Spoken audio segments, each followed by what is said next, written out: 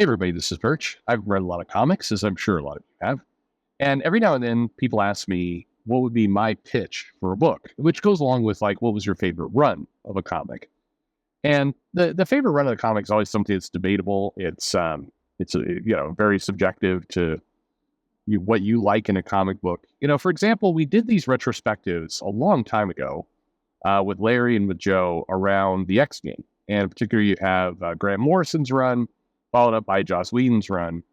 And there's pros and cons to both. Interestingly enough, I think the Grant Morrison run of X-Men has aged a little worse over time, and it's less to do with him, and it's a little more to do with the fact that so many writers have kind of tipped that as the seminal run, the thing that inspired their entire version of the X-Men, which I think leaves off quite a lot.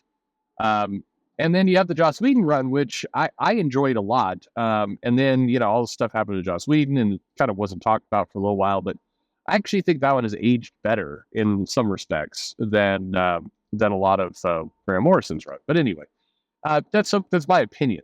And I guarantee you there's a lot of people listening to this right now who disagree hardcore with everything I said. But let me read this mail because it's going to give me the chance to be creative and be a writer-editor here. So let's do it. It says, hey, Perch, quick question for you. You often talk about comics, their strengths, and their flaws. I'm curious about two comics in particular, in parentheses, my favorite comics, parentheses, DC's Green Lantern and The Flash. However, even though they are my favorite comics, I have to admit that by and large, those comics have not been written the best over the last 20 years or so. There have been some bright spots, but by and large, both titles feel like B versions of themselves, where the company doesn't quite take it seriously. With the rumors of a brand new DC relaunch coming up, what do you think you would do if you were in charge of Green Lantern and The Flash? Thanks for all you do. Love your show. Okay. So cool. I've thought about this one a bit. And let me first say that, let's start with Green Lantern for a moment. I always think Green Lantern is a really cool concept, and I always feel like the writers of that title kind of undervalue or undersell what that title can do. I do think that Jeff Johns did some pretty inventive things, and I think the color spectrum of lanterns was interesting. I think that he brought some pretty nice space lore to the mix. Unfortunately, DC kind of fumbled that in some ways, because the whole different spectrum of lanterns, what should have happened is you should have seen some of those lanterns start showing up in other titles. They should have been, a cosmic force. And we got a Yellow Lantern title, we got a Red Lantern title, and we've gotten one-shots here and there. But really, what we should have seen is in Wonder Woman, rather than have the Green Lantern show up for a crossover, we should have seen the Indigo Lantern, or we should have seen DC as a universe play more with the lanterns have been created. But I feel like outside of Green Lantern, they really didn't do that. That said, my pitch for Green Lantern, I would expressly not touch any of the other lantern spectrums, the reds, yellows, blues, any of those, for at least a couple of years in this story, because I think there's an opportunity to do more world building, more universe building if you leave them out of it. I would encourage DC to use other titles, like maybe I'd fit it into a Flash book or a Superman book or a Wonder Woman book. I would do that. Grant Morrison did his Green Lantern run, which I didn't like. I do like Liam Sharp. I thought he did some really nice art on it. But by and large, I felt it, I don't know, it felt hacky to me. And the whole idea of like, we're going to lead into Hal Jordan's Space Cop, I felt was just a very unimaginative take. It's, and I granted, people don't say it about Grant that often, but it just felt like a very pedantic kind of take on the character to me. And I kind of word you, well, I don't know if I express word you, this is a subjective video right here that we're doing. So, it's obviously my opinion. So what I would do with Green Lantern is I'd lean into something that they every now and then they hint at, but I would go a lot further with. And that is, the Green Lantern Corps. And I would, by the way, this book centered on Hal Jordan. I would have him be the focal point here. I think there's a lot of other Green Lanterns. Love John Stewart. Love Kyle. But I think I would try and go a year of, a solid Hal Jordan book. And I'd have it bring up a lot of things in the past for that character, like He still is haunted a bit by the damage and destruction he did while under the influence of Parallax.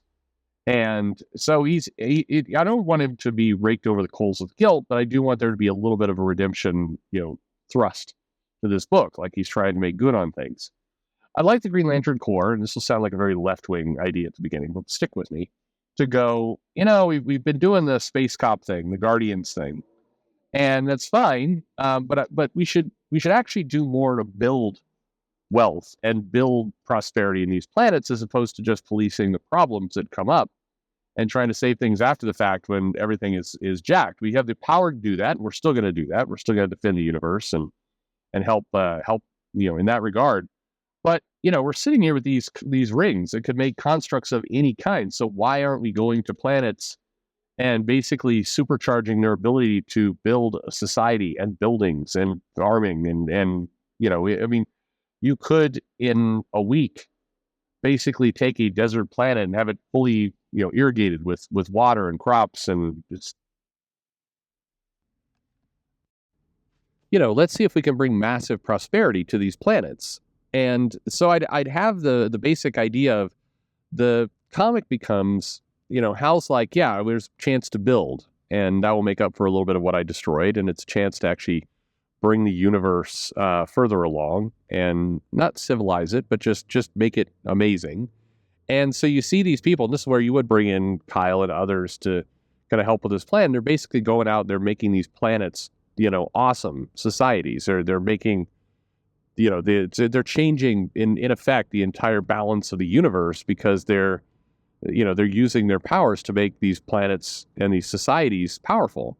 And of course, this brings the Dominion, the Kuns, and others who, like the power structure they had. So they become more fierce as a result. So you get a backlash of villainy against these planets trying to prevent this from going on, because it upsets their entire power structure.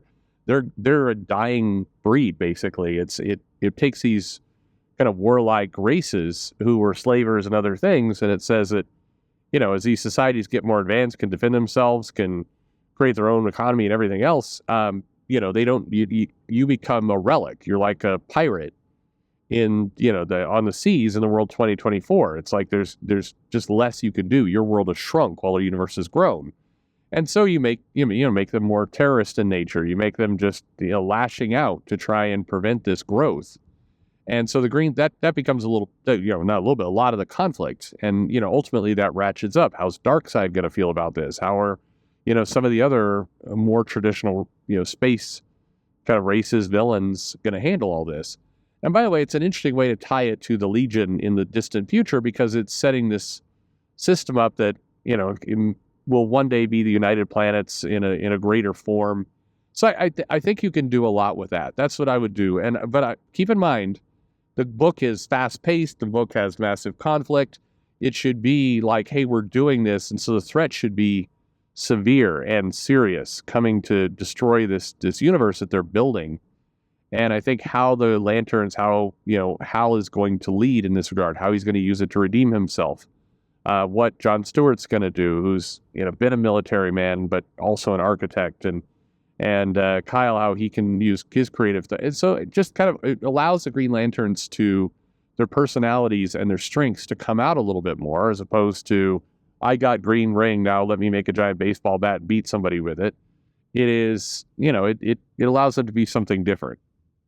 And I think in doing so, it elevates the comic up quite a bit. It allows the Green Lanterns as a concept to truly be the foundations and builders of the universe. And I think that could be really cool. And I would have the villains of that book just desperate and, just trying to destroy things. And certainly you can bring in some of the other color spectrums of the Lanterns later to, how are they going to engage with all this? How will it shift alliances? Obviously, Orange Lantern, Larfeez, he wants to control it. The Red Lanterns, are still filled with rage. But what happens when, that rage is turned? Like, so there's a bunch of interesting things you could do to play with it. But that's what I would do. I think you could have a really nice long run. Every issue being kind of a lot of, and building up some subplots of stakes. You see some of these, the more crafty villains, preparing kind of how they're going to come at things. So anyway, that's what I would do.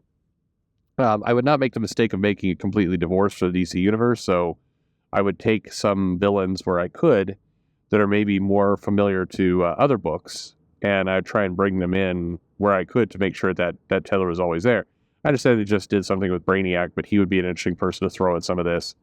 So anyway, that's what I would do. Mongol.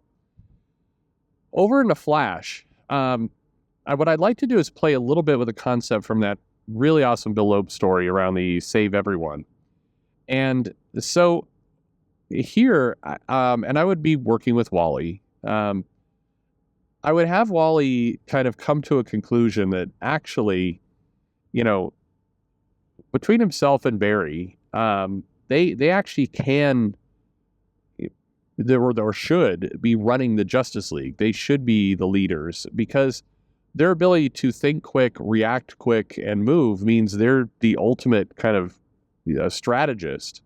So Batman comes up with a strategy, but the Flash has the ability to come up with a strategy and execute it before Batman blinks. And so you see kind of this, kind of Wally and others step into the, we can save everyone and we can, we don't need to settle, basically, and we don't need to defend the Earth and do what we're doing like we have. It's highly inefficient. So why is it that, if there's a kind of some disaster, why can't the Flash rapidly assess it and shuttle Batman and Wonder Woman and Green Arrow and whoever exactly to where they need to be? They can see the lay of the land. They can see the plot. So maybe part of what I do with that comic is I tether the Flash, Wally, up with Mr. Terrific at the beginning of the run, where the Flash basically said, I think I have a lot more potential. I can actually put to motion things long before anyone else, even thinks about it.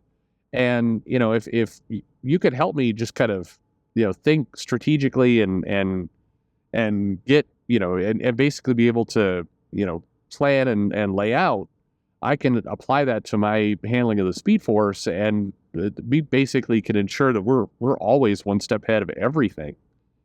And I think you get to play with a couple themes there. I think it's a chance to level up the character in a smart way. It's a way to use the power. The power of the Speed Force has been used 8,000 ways at this point. So it's a chance to do something a little different with that, and you're now using it to basically triage, point, and execute at a Justice League scale the entire team. And then also with that becomes an obsession. So, like you saw in the Bill Loeb's book, that classic story. When it works, it's great. When it doesn't, it's all the more heartbreaking because the Flash is able to see the tragedy coming, and so not being able to prevent it feels more personal to him. So I think you get a deal, and this is ground that the Flash has covered before, but a little bit of a breakdown of, so many balls in the air, so many things going that the character turns more and more desperate, and but the world and the Justice League have basically now come to rely on his ability to point and aim basically them at the perfect direction at the perfect moment always. So it sets up an interesting dynamic where the Flash is getting more and more obsessed with all of this. And, the villains, very clever villains. And really here's where I'd lean into utilizing villains from the DC universe that are extremely smart.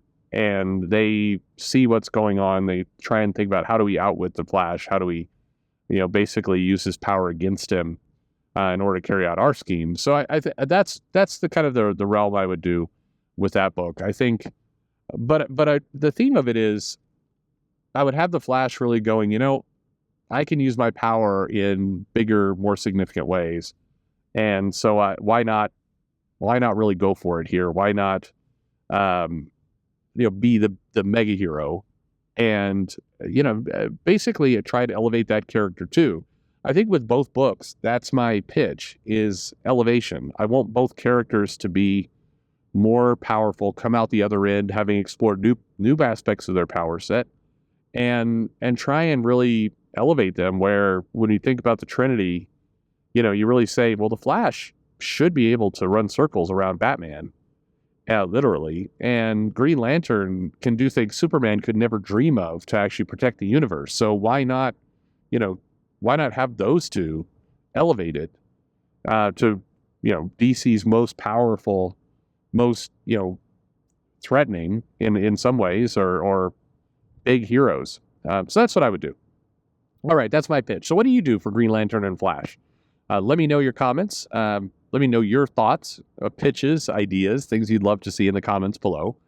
And thanks for listening.